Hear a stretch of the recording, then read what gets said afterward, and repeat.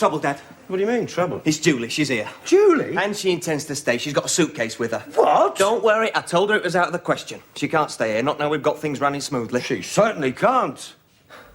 Running smoothly? You call this running smoothly? You know what I mean. This is a bachelor pad. There's no room for girls. Besides, quite frankly, I think she's got a nerve coming back here after 7 years. She certainly has. Wait a minute. Isn't that what you did? Yeah. And that's why she's come, to safeguard her interests. Her interests? Her inheritance. Well, let's face it, Dad, you're not going to live forever. One day you're going to pop off. Don't get me wrong. I hope you have a long and happy life. Long and happy. In fact, I don't even like to think about it. It's funny, neither do I. Look, when you go, well, this house should be worth a bit. Then there's your insurance. Your estate could come to a considerable sum. I don't know what's in the will. Suppose you have made the will. Oh, yes, Matthew. Good. Makes things so much easier. You don't want to die intestate? No, that'd be stupid. Well, we've always assumed we'd get a third each. We? Frank, Julie and me. When you sit around talking about my will? No! Not all the time, but it has cropped up. And I suppose because I'm closer to you than the others, she thinks I may be coming in for more. Oh, I know it's an ugly thought, but that's what it's like in families. Children can be very mercenary, wrangling over the deathbed before the body's barely cold. Yes, well, let me put your mind at rest, Matthew. There won't be anything to come because I intend to spend it all on riotous living. You can't spend it all, Dad. Why not? You'll need to save something for your old age. And then, as you grow older, you'll need less because your appetites will diminish. Unless you need full-time nursing. I know. You've made me realise something, Matthew. I should be living my life right now, to the full. No, live it to the full later, Dad. It'll be cheaper. Well, I'm going to live it right now. I'm not waiting for it to come out in paperback. And if there's anything left over, I'm going to leave it to the Bowls Club. Good for you, Dad. You tell her that. Don't you worry, I will. Yes, I tried to warn her. I said you'd changed. You're not a daddy dumpling anymore. Dumpling? That's what she used to call you. And didn't you used to have a name for her? A real girly name. What was it? I don't remember. Of course you don't, because you've changed. You've been hurt. She won't be able to twist you around a little finger anymore. I told her. He hasn't forgotten the way you all abandoned him. No, I certainly haven't. I remember the day she left. She had a new skipping rope with silver bells on the handles. Wouldn't even listen to me. Just kept skipping round the furniture. Well, if she thinks she can come back here now... Hello. Who's this? It's me, Dumpling. Don't call me that. Don't call him that. It's Julie. Don't you recognise me? No. You've put on weight. I know. I'm thinking of going on a diet. Good, we've just eaten. You're too young to go on a diet. Besides, you might become anorexic, and I've got enough problems. What you need is the right food and regular exercise. Done any skipping lately? Skipping? You would. Yes, I seem to remember you were very fond of that. When you left this house 7 years ago, you didn't walk out, you skipped. Didn't even say goodbye. Not even goodbye. Your last words were salt, mustard, vinegar, pepper. I didn't realise what was happening. I was only 9. That's no excuse. No excuse. You knew. Frank was too young, and Matthew, well, he was always a bit slow. What? But you were the brightest. I expected more from you. I thought we could talk together. Remember those long walks we took? How we talked about the future? How we planned your career in neurosurgery? All those dreams we had? Yes, I remember. You promised me a pony. You haven't come back for it, have you? No, you don't understand. Oh, no, of course I don't understand. No, isn't that what the judge said? A parent lacking in warmth and understanding. It was the talk of the neighbourhood. Have you any idea what it was like, going out there, mowing those lawns, lacking in warmth and understanding? Any idea what it was like? Wait a minute. Is it my imagination, or is there an echo in here? Do you mind if I sit down? Why? I'm tired. Typical of the younger generation, no stamina. Couple of hours on a train and you're tired. I didn't comber train, I hitchhiked. What? Julie, how many times have I warned you about accepting lifts from strangers? Right. Move out of that chair, man. What? What made you do it? Anything could have happened. I was perfectly safe. Julie, no woman is safe on the roads these days. Even the nuns travel in pairs. And dress like that. If you're going to hitchhike, you should wear something shapeless. I didn't have time to think about it, and I didn't have any money. No money? Dad, she's smoking. What? Smoking. In here. Yes, pass her an ashtray, Matthew. You should have money. I send some every month. It doesn't go very far. A little makeup, perfume, a few clothes. Of course, they resent me spending it on things like that. Oh, do they? Well, why shouldn't you? After all, you're a young lady these days. Can't they see that? They don't seem to want me to grow up. No, well, your mother wouldn't. She's still trying to pass for 35. What made you come here? I needed your advice. Oh, I see. Don't they give you advice? Hmm? No, they just get on to me all the time. They resent my friends, my clothes, my social life. I thought if I could stay here for a couple of days. Oh, well, I'm afraid the spare room's a bit of a mess, Julie. Uninhabitable. I suppose you could use Matthew's room. What? And he could take a sleeping bag into the spare room. He's only for a couple of days. Do you know, you do look tired. Why don't you go and have a nice hot bath and I'll bring your case up? Oh, thanks, Dumpling. I knew you'd understand. You always did. Yeah, that's all right, kitten. Mwah. Kitten? Well, What? you certainly told her. I couldn't turn her away, could I? After all, she's my daughter. Daughter. Yes, I didn't realise I had an attractive daughter. Mind you, I shouldn't be surprised. Takes after me. You? Yes, my side of the family always had the looks. Yes, I could show you a picture of me. Bare legs, ringlets, held in a teddy. Be amazed at the resemblance. It's uncanny. Uncanny. Yes, and she was a lovely child, too, with that golden ponytail and the sweetest smile you ever saw. She was such an affectionate child. Everybody's darling. Affectionate? What about the time she creosoted the dog? That was just a childish prank. The dog didn't think so. It was almost rigid. If I'd been quick with the Terps, it'd still been standing in that garage. Could have used him as an ornament. You never punished her, though, did you? You never hit her. I don't believe in that. I believe in reason. You hit me. Yes, well, there's any way I could get through to you. Remember the first time you hit me? I was fighting with her. Yes, I remember. And I was sorry, but I had to defend her, didn't I? Can't hit girls. Why not? Why not, indeed? Never worried you did it. And you got her in the end. Got her with that building brick. Did you notice that mark on her forehead? There to this day. Scarred. That's right. Take her side. She was always your little favourite. Wait a minute. Let's get one thing straight. I never had any favourites. You were all treated equally. And while she's in this house, you'll find you'll both be treated in exactly the same way.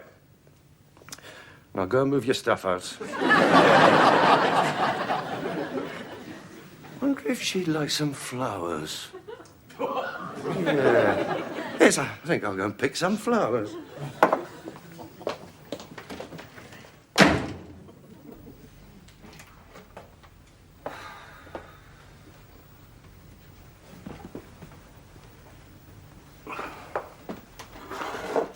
Mr. Willows. Yes, Enid. I know some people think I'm just a menial round here. You're not a menial. A faceless drudge You're not a faceless drudge. and an interfering busybody.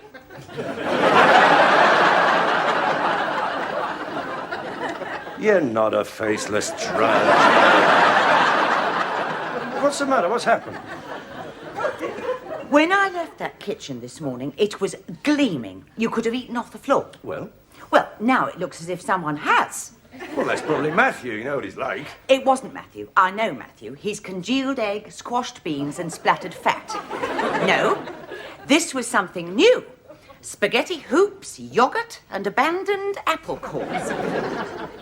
I'm afraid it was the young lady. You mean Julie? Did you say anything to her? I tried. I suggested that while she was here, she might like to help in the kitchen, do a little ironing, possibly some sewing. And? She laughed in my face and called me a name. A name? What was it? I can't repeat it. Well, I have to know, Enid. Could you write it down?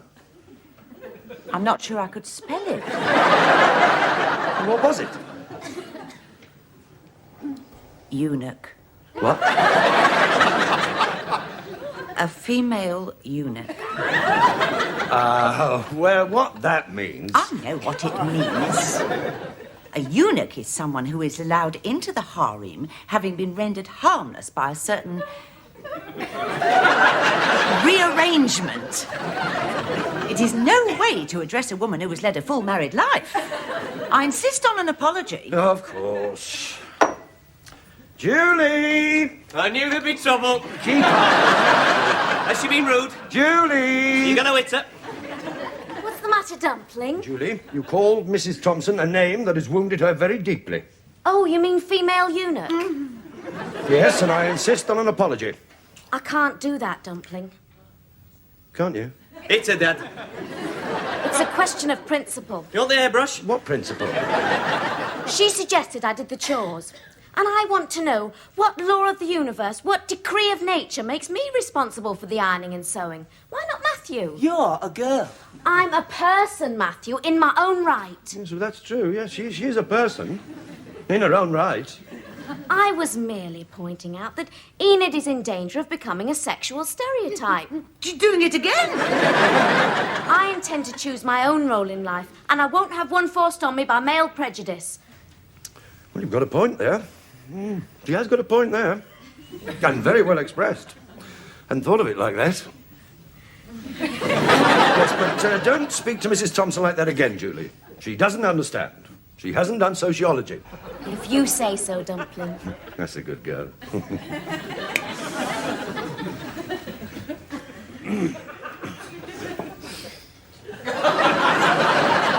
thought you were going to tell her off. I did. That wasn't a telling off. There was nothing like a telling off. When I get told...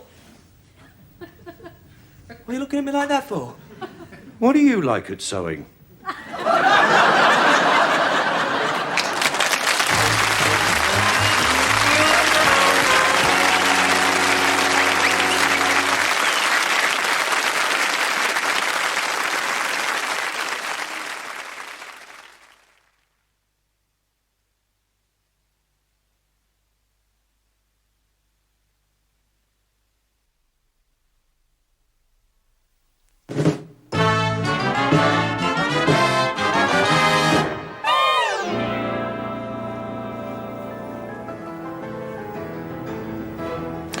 You know, I've missed this. What? Reading together. We always used to do this on a Sunday afternoon. Very restful. All right, where is it? Where's what? My Adrian Mole. Why do you want it? I want to read it. But you've read it 6 times. I don't care. I want to read it again. You must know it by heart. It's my book. It was on my shelf, and I want it. But you've read it 6 times. That doesn't mean she can take it without asking. You take it without asking? Yes. Well, you shouldn't have done that. Why didn't you ask? Because he'd have said no. Well, not if you've asked in a reasonable manner. Now ask him. Go on. Matthew, may I borrow your book? No. It's my book, and she turns the corners down. All right, I'll buy you a new copy. When? Tomorrow, in hardback, right? No, I want that one.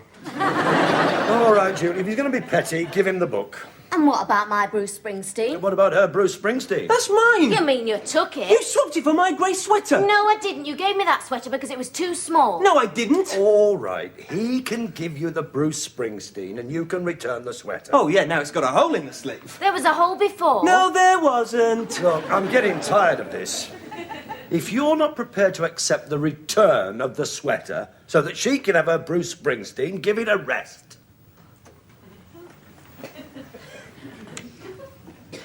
What about my book?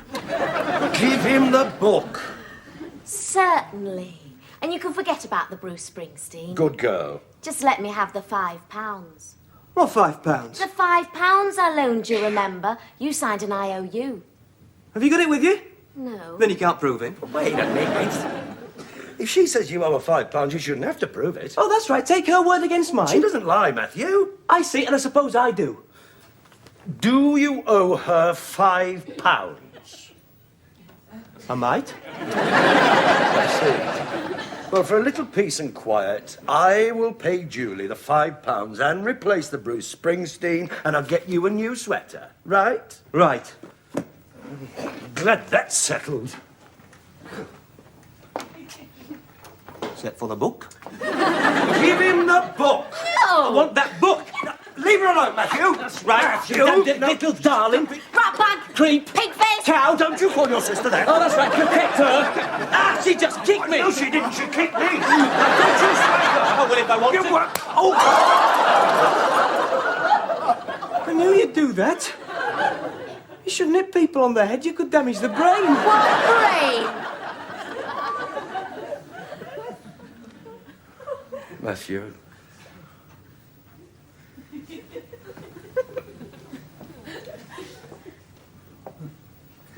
Having a quiet Sunday afternoon.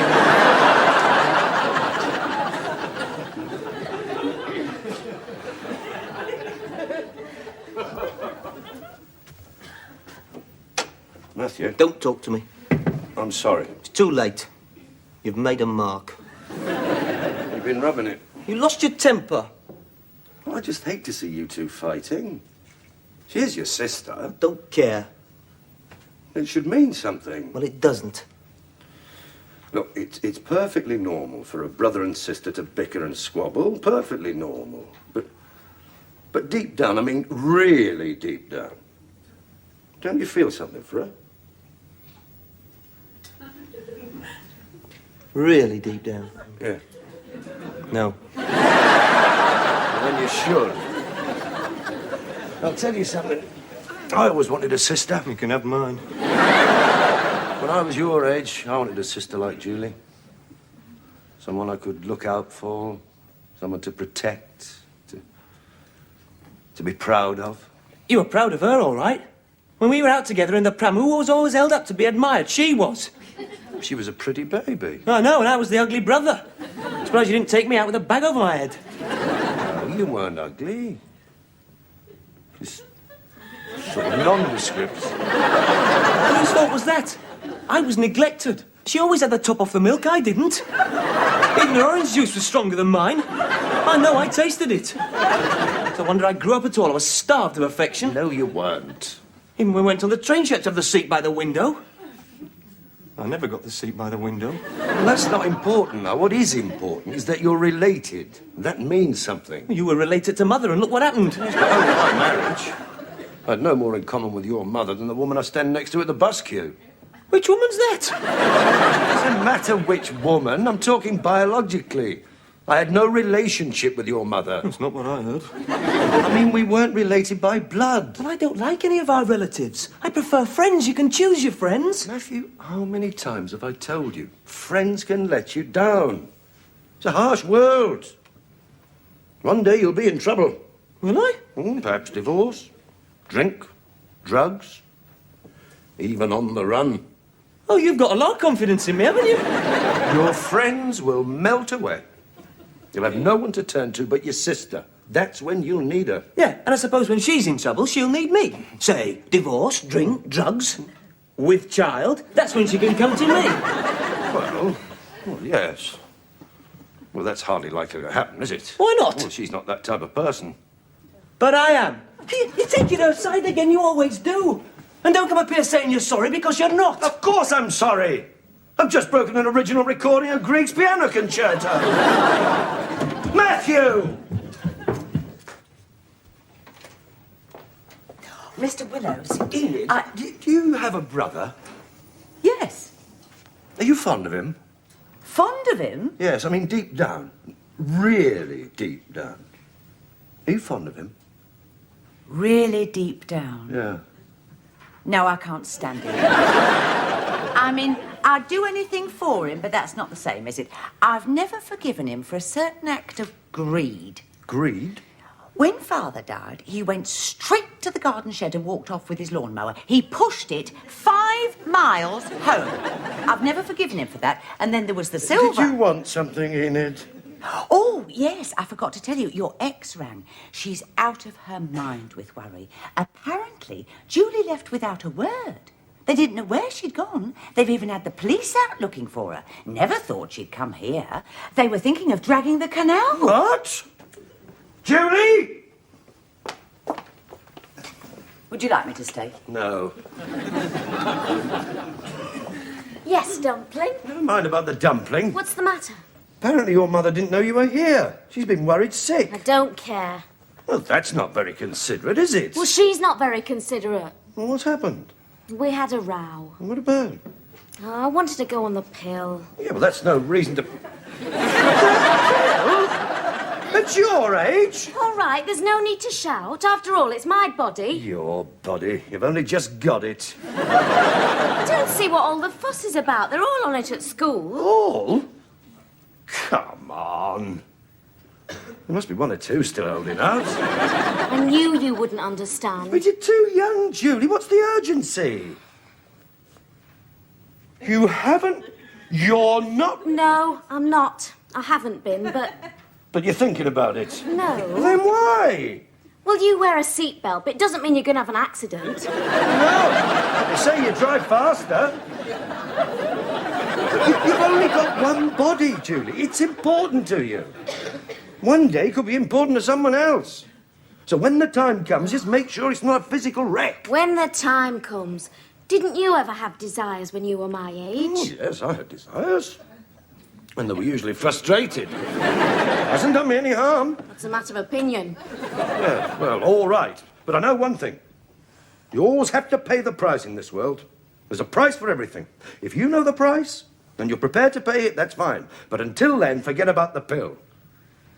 If you're ever in that situation, take a glass of water. Does that work? Oh, yeah. What do you mean, before or after? No, instead of. I want you to phone your mother and apologise. What for? For scaring her half to death. I certainly won't. You will, and that's an order. Take your hands off me! Come on, I mean it. Oh!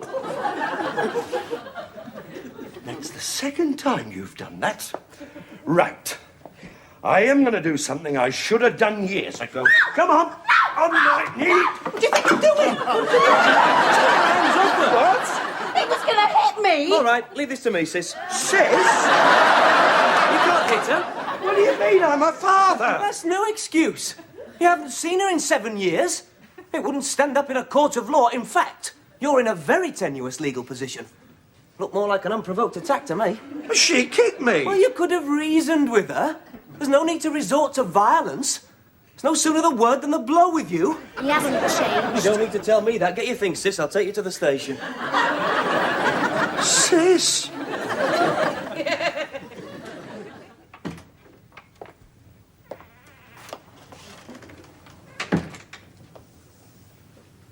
Did you see her to the train? Yeah, She all right? yeah. Oh, and she says she forgives you. Oh, that's a relief. And she's sorry she kicked you. So, what's that you're reading? You mean this? Yeah, looks very official. It's your will. I just happened to come across it in the trunk. You've been in my trunk? Yeah. And all I want to say is, thanks, Dad, What for? for treating us all equally. You've been fair and I appreciate it. It was never the money. I was never interested in that. It was the principle. Just to know you cared for me as much as the others. Of course.